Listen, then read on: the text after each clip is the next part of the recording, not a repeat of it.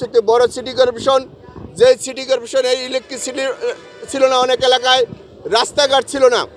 আমি মাননীয় প্রধানমন্ত্রীর সহযোগিতায়, সার্বিক সহযোগিতায় আমি এই গাজীপুর সিটি কর্পোরেশনের প্রথম পর্যায়ে 32,000 বাড়িঘর, দোকানপাট, কবরস্থান, মসজিদ এবং 8,000 বিঘা জায়গা আমাদের স্থানীয় মানুষের কাছ থেকে চেয়ে নিচ্ছি। পৃথিবীর কোনো দেশ নাই, পৃথিবীর কোনো সিটি কর্পোরেশন নাই ব্যক্তির জায়গা 8,000 বিঘা জায়গা এবং 32,000 বাড়িঘর, দোকানপাট সরিয়ে দিয়েছে এই এলাকার মানুষ যেন চলাফেরা করতে পারে। আমি মেয়র হিসাবে এবং আমাদের কাউন্সিলর এবং আওয়ামী লীগের নেতৃবৃন্দর সকলের সহযোগিতায় এই রাস্তাঘাটগুলো আমি কাজগুলো প্রথম পর্যায়ে ধরেছিলাম। 800 কিলোমিটার রাস্তার মধ্যে প্রায় 700 কিলোমিটার উপরে রাস্তা, এখানে 30 feet, 40 feet, 50 feet, 60 feet, 80 feet পর্যন্ত রাস্তার কাজগুলো ধরেছি। কারণ এই শহরের মানুষ 40 লক্ষ মানুষ এখানে বসবাস করে, প্রায় সবাই কষ্ট করে, রাস্তায় যেন কোনো যানজট না হয় সেই জন্য কাজটি করেছিলাম। এবং আমি আপনাদের সাথে অত্যন্ত দুঃখের সাথে বলতে হচ্ছে, মাননীয় প্রধানমন্ত্রী দেশরত্ন, উনি একটি আদর্শের জায়গা, জাতির পিতার কন্যা, উনি আমাদের দেশের এই 17 কোটি মানুষের ভাগ্য নির্ধারক হিসেবে কাজ করেন। উনি আমার মায়ের স্থানে আছেন। আমার নামে কতিপয় কিছু লোক বলেছে গাজীপুর সিটি কর্পোরেশন 2800 মিল ইন্ডাস্ট্রি আছে, কলকারখানা আছে। আমার ছাত্র জীবন থেকে শুরু করে আমার নির্বাচন এবং আমার সকল কর্মের মধ্যে আমি আমার এই ইন্ডাস্ট্রিগুলোর মধ্যে সব মালিকদেরকে আমরা সহযোগিতা করেছি। আমি আপনাদের মাধ্যমে চ্যালেঞ্জ দিয়ে বলতে পারি, কোনো ফ্যাক্টরির মালিকের কাছ থেকে আমরা কোনো ধরনের অর্থ, কোনো ধরনের সুযোগ সুবিধা আমরা কোনোদিন নেই নাই। আমি এটা চ্যালেঞ্জের মাধ্যমে বললাম, কোনো ফ্যাক্টরি 1,50,000, 10 লাখ, 5 লক্ষ কোনোদিন কোনো ফ্যাক্টরির কাছ থেকে আমরা সেই কাজটি করি নাই। এবং আমরা আমাদেরকে এখানে বলেছে গাজীপুর জায়গা, আমরা জায়গা সম্পত্তি মানুষ যদি আসছে তাহলে তাদেরকে আমরা দুই পক্ষকে বিল করে দিয়েছি, কোনো জায়গা সম্পত্তির মানুষের কাছে কোনোদিন হাত দেই নাই। এ ধরনের মিথ্যা বানোয়াট মাননীয় প্রধানমন্ত্রীর কাছে অনেক তথ্য দিয়েছে। এবং আপনারা জানেন আমার নামে যেই সব ধরনের অডিও, যেটা মানুষ একসাথে বসতে 3 ঘন্টা 2 ঘন্টা আলোচনা হয়, সেই সব আলোচনার মধ্যে 3 মিনিট, 5 মিনিট, 1 মিনিট 30 সেকেন্ড করে মানুষের কথা কেটে কেটে মূল কথা বাদ দিয়ে আংশিক কথা দিয়ে আমাকে প্রশ্নবিদ্ধ করার জন্য করেছে।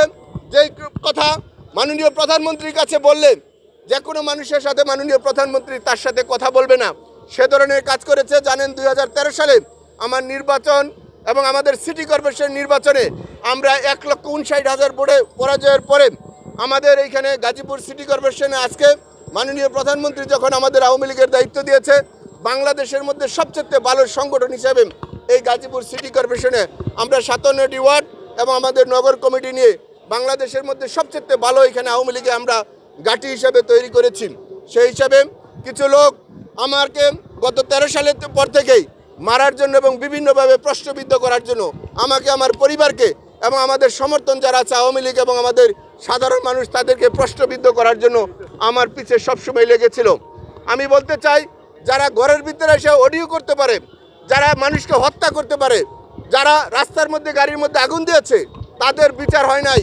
বিচার হয়েছে আমি বঙ্গবন্ধুর আদর্শের সৈনিক, মাননীয় প্রধানমন্ত্রীর কর্মী, আওয়ামী লীগের কর্মী হিসাবে কাজ করছি। আমি আপনাদেরকে দুঃখের সাথে বলতে চাই, সেই সব জিনিস না করে আমাকে কিভাবে প্রশ্নবিদ্ধ করা যায় সেই কাজটি করেছেন। সেই জন্য আমি বলি, আমার অস্তিত্ব এবং আমার প্রাণের মধ্যে জাতির পিতা বঙ্গবন্ধু শেখ মুজিবুর রহমান, বাংলাদেশ আওয়ামী লীগ এবং মাননীয় প্রধানমন্ত্রী দেশরত্ন শেখ হাসিনার নেতৃত্বে আমার সব অস্তিত্বের মধ্যে মাননীয় প্রধানমন্ত্রী, উনি আমার গার্জিয়ান হিসাবে উনি যে কোনো সিদ্ধান্ত দিয়েছেন বা দিবেন আমি মেনে নিব।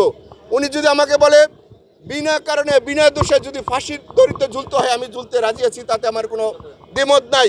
কিন্তু আমার জাতির পিতা বঙ্গবন্ধু, আমার মাননীয় প্রধানমন্ত্রী দেশরত্ন শেখ হাসিনা এবং বাংলাদেশ আওয়ামী লীগ এই ব্যাপারে আমার জীবনে কোনো দিন ছাড় দেই নাই, ভবিষ্যৎ আমি কোনো দিন ছাড় দিব না।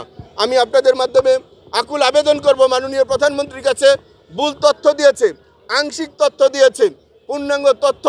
আমি অত্যন্ত দুঃখের সাথে বলি, অনেক যারা উচ্চবিত্ত লোক আছেন তাদের কথা আমি সব কিছু একসাথে না বলতে পারলেও আমি হয়তো বা মাননীয় প্রধানমন্ত্রী এবং আওয়ামী লীগের কাছে সময় চেয়েছিলাম আমার কথা শোনার জন্য।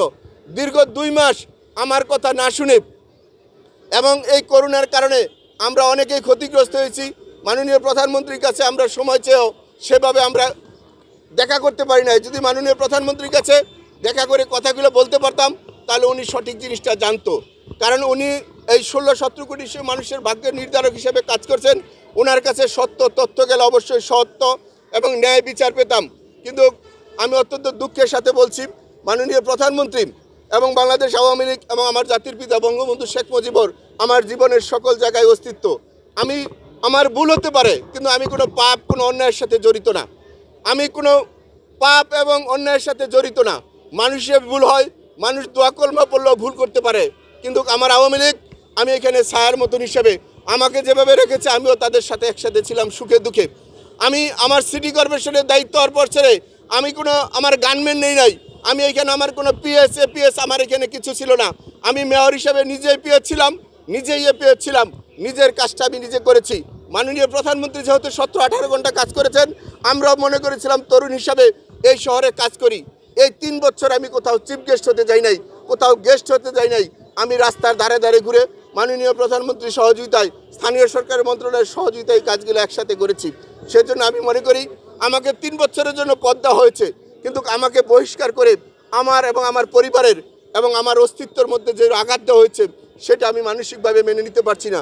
সেই জন্য আমার মায়ের স্থান মাননীয় প্রধানমন্ত্রীর কাছে আমি আকুল আবেদন করব, এই গাজীপুরের বাসীর জন্য এবং আমার জন্য। আমি কোনো অন্যায় করি নাই, আমার ভুল হতে পারে, ভুলের জন্য আমি ক্ষমা চাই, কিন্তু মাননীয় প্রধানমন্ত্রী যেন আমাকে পুনরায় বিবেচনা করেন, বাংলাদেশ আওয়ামী লীগ যেন বিবেচনা করেন। আমি রিভিউ করতে চাই, আমাকে অন্তত আওয়ামী লীগের সমর্থক হিসেবে আমি থাকতে চাই, আওয়ামী লীগের সমর্থক হিসেবে থাকতে চাই। পদ দেখ আর না দেখ তাতে কিছু আসে যায় না, কিন্তু আমি আওয়ামী লীগের একজন সমর্থক হিসেবে যেতে চাই। আমার সারা জীবন, আমার বুঝ হওয়ার পর থেকেই, যেদিন থেকে আমি বুঝতে শিখেছি, সেদিন থেকে আমি বাংলাদেশ ছাত্রলীগ এবং আওয়ামী লীগের সাথে আছি। অনেকে না বুঝে শুনে হয়তো বা সমালোচনা করতে পারবে, কিন্তু আমার অস্তিত্বের মধ্যে সব জায়গায়ই আমার মাননীয় প্রধানমন্ত্রী একটি আদর্শের জায়গা। উনি মায়ের স্থান, উনি যেন আমার জন্য আবার যেন পুনরায় বিবেচনা করেন এবং এই শহর করার জন্য যেন আমাকে সহযোগিতা করেন।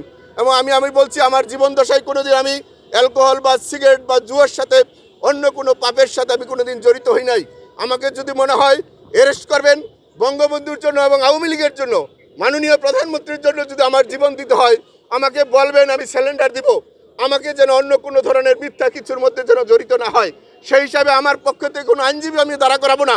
আমাকে ফাঁসি দেখ বঙ্গবন্ধুর জন্য, আমার নেত্রীর জন্য, আওয়ামী লীগের জন্য, হয়তো আমার কিছু আসে যায় না, কিন্তু মিথ্যা অপবাদ যেন না দেওয়া হয়।